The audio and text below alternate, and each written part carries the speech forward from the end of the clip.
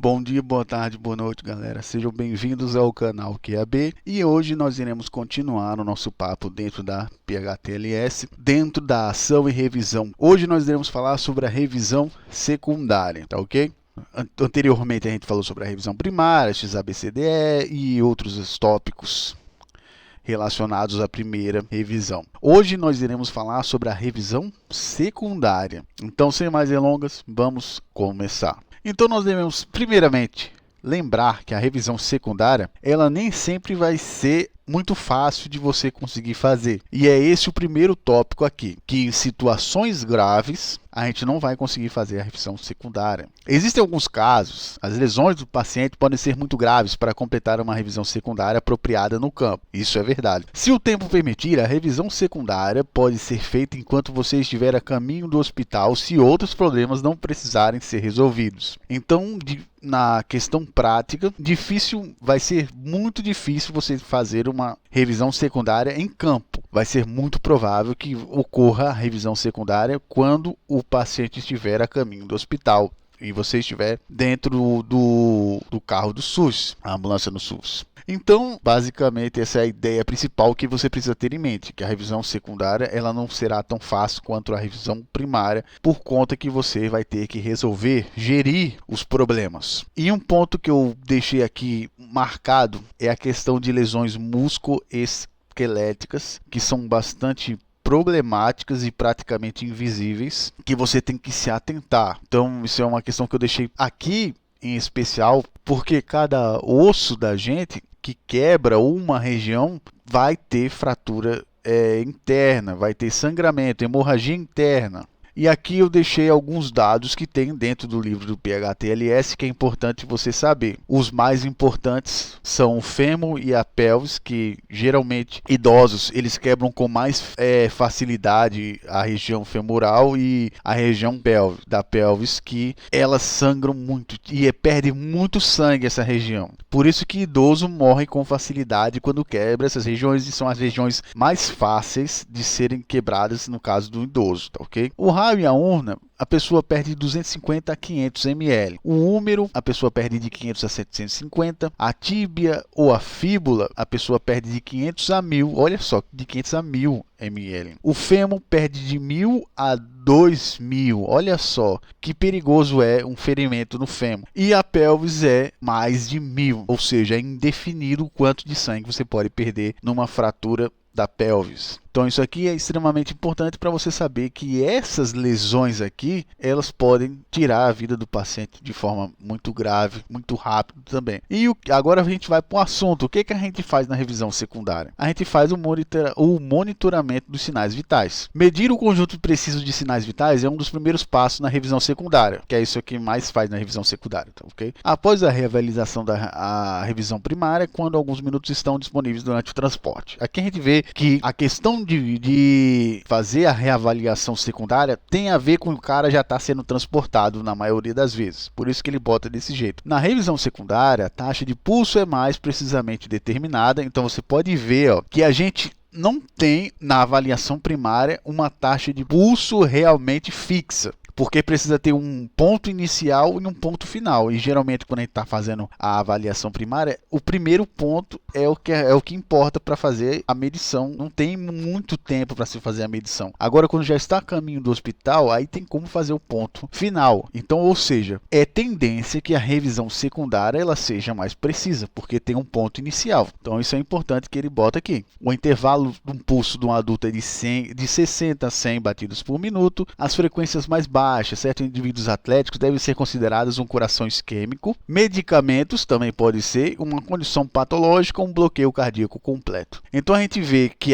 se a medição inicial deu X e a medição agora final deu Y, a gente já pode considerar uma isquemia no coração, exceto se o indivíduo ele for atlético, que aí a compensação dele é diferente. Também vê a questão dos medicamentos também, e se tem alguma condição patológica. Aí a gente já começa a ver uma condição patológica de algum bloqueio cardíaco, etc. Um pulso na faixa de 100 a 120 batidas por minuto identifica um paciente que tem choque precoce, com uma resposta cardíaca inicial de taquicardia. Isso aqui é uma resposta, como eu já falei anteriormente, sobre uma resposta de o coração tentar suprir a necessidade de sangue, tá ok? Isso aqui já foi explicado em aulas anteriores, essa questão da taquicardia. Um pulso acima de 120 batidas por minuto é um sinal definitivo de choque, a menos que seja causado por dor ou medo, e um pulso acima de 140 batidas por minuto é considerado crítico. Então vocês estão entendendo que a questão de batida de coração pode significar que o coração está querendo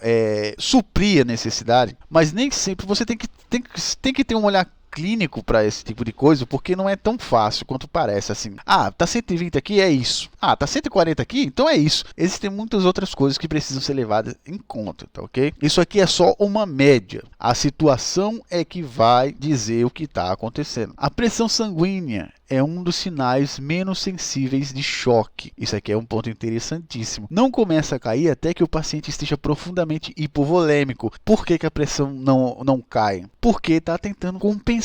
A pressão ela continua porque o coração está fodido lá, trabalhando. Então é mais difícil você detectar o choque pela pressão, porque só vai acontecer quando já tiver num quadro de hipovolemia, ou perda de fluido, ou hipovolemia em relação ao recipiente aumentado, ou dísme, ou diminuída a pressão dísme. Que porra de dísme? Da pressão arterial indica que o paciente não pode mais compensar a hipovolemia e a hipoperfusão. É aí que a pressão baixa. Em pacientes saudáveis, a perda de sangue pode exceder 30% do volume sanguíneo antes que os mecanismos compensatórios do paciente falhem e a pressão arterial sistólica caia abaixo de 90 milímetros a grama que é milímetro de mercúrio. Toda vez que você vê mmHg, é os milímetros de mercúrio, tá ok? Então aqui a gente está vendo claramente que ele vai perder 30% do sangue para começar o sistema compensatório começar a baixar a pressão. Ou seja, é muita coisa, pô. Não dá para se guiar pela pressão sanguínea por causa desse negócio, porque a pressão vai ser constante, principalmente a pressão arterial sistólica. Por essa razão, a frequência ventilatórica, a frequência de pulso, o tempo de enchimento capilar, o NDC, são indicadores mais sensíveis de hipovolemia do que a pressão arterial. Você está vendo aqui que é difícil você se guiar pela pressão arterial sistólica, porque ela continua bombando lá suave. Mas agora a ventilação ela muda. O pulso também vai mudar, a forma como a pessoa vai agir vai mudar. E o enchimento de capilar, que eu falei anteriormente, lá, de você apertar lá e a pressão enchendo o sangue, também. O sistema nervoso central também vai mudar. Então, esses daqui são dados muito mais importantes para se levar em conta do que a pressão. Porque, acaba 30% já é uma zoeira fodida, viu? A pessoa perder 30% do sangue. Imagina você ter que esperar isso daí para poder o diagnóstico de choque. Aí aqui a gente tem os equipamentos futuros, que estão começando a serem desenvolvidos para fazer o monitoramento fisiológico, para ajudar a gerenciar o paciente na lesão aguda. Espera-se que tais avanços eles melhorem o atendimento da pessoa dentro do campo, mas elas não vão substituir as habilidades do exame físico, é óbvio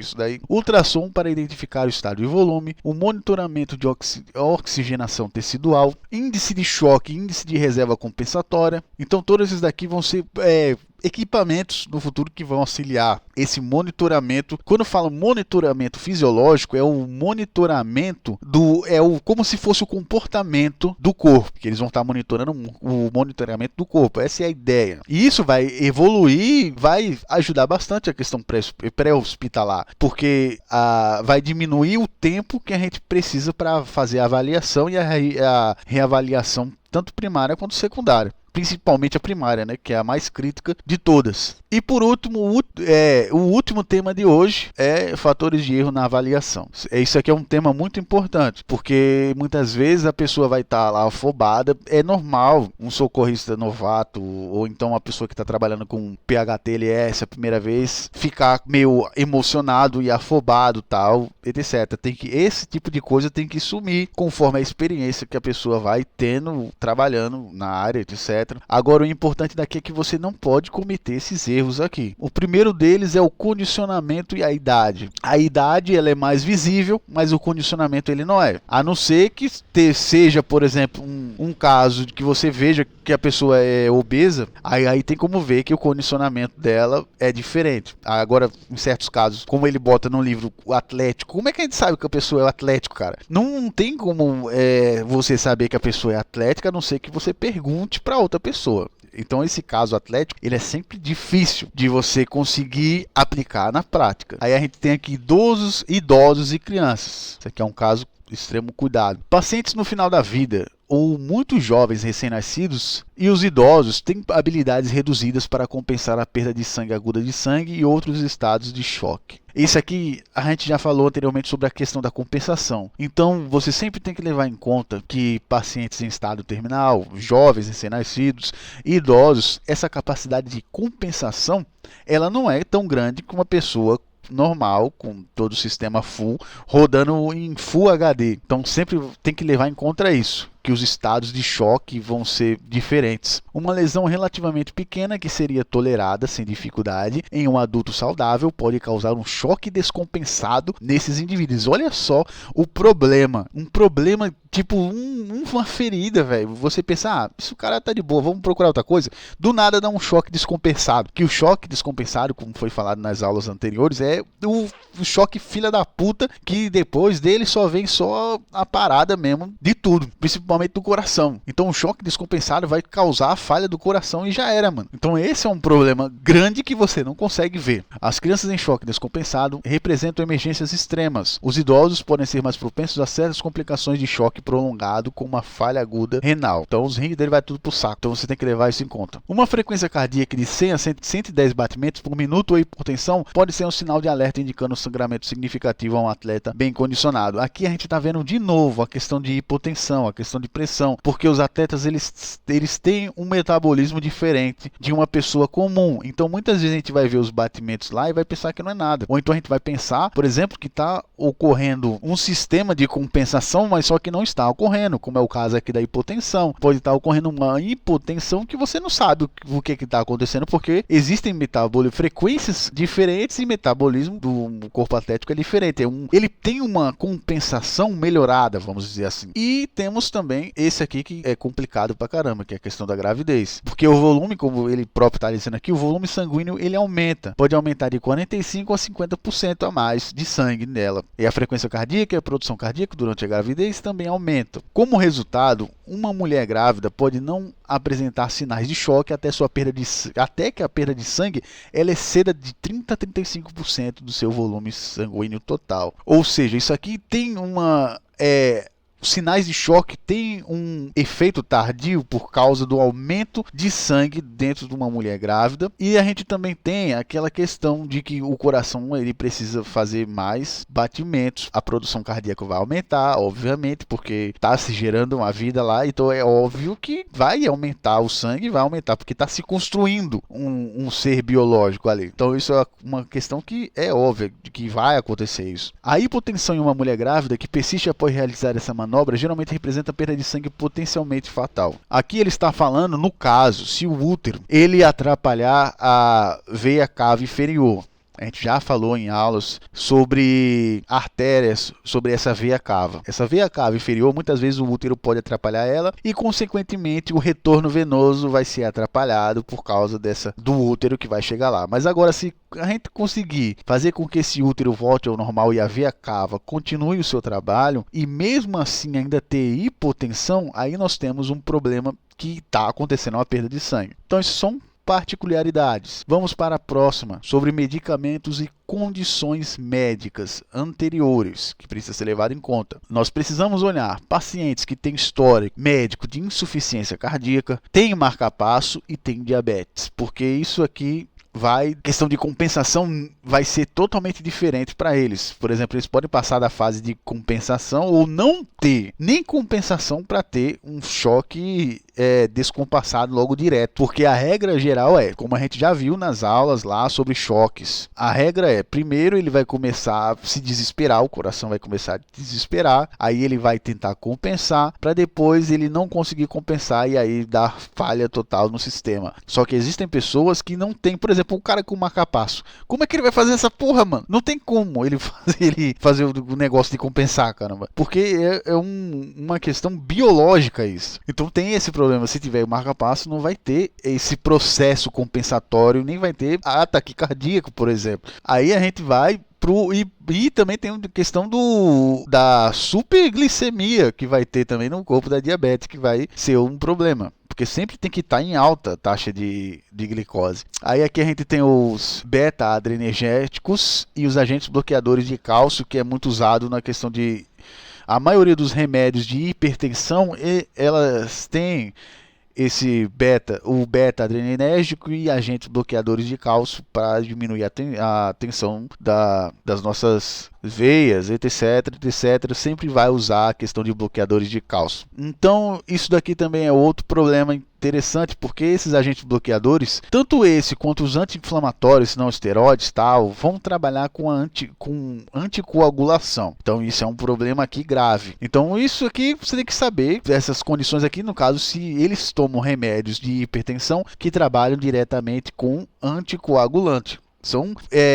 Eles fodem com principalmente o processo das plaquetas e o processo da coagulação fica todo lascado com esses remédios. Então tem que saber antes. Aí a gente tem também drogas inflamatórias que são usadas para artrite e dor musculoesquelética, que é mais comum. Então se você tem artrite e dor musculoesquelética, você sabe que vai ter problemas para conseguir identificar o choque. E principalmente para o fator cura, que a gente já falou em aulas anteriores, vai ser prejudicado quando tem anticoagulantes no corpo e coisas que interferem nos procedimentos das plaquetas. E por último, a gente vai falar sobre as relações temporais. Isso aqui é de extremamente importância porque o paciente existe, eu estou falando de uma regra geral, fora os casos que eu falei anteriormente, de idosos, condicionamento, condições médicas e medicamentos, existe um lapso temporal para se chegar ao choque descompensado. Muitas vezes o paciente vai parecer bem, porque está em choque compensado, mas ele está em choque e ainda não teve tempo dos sinais se manifestarem.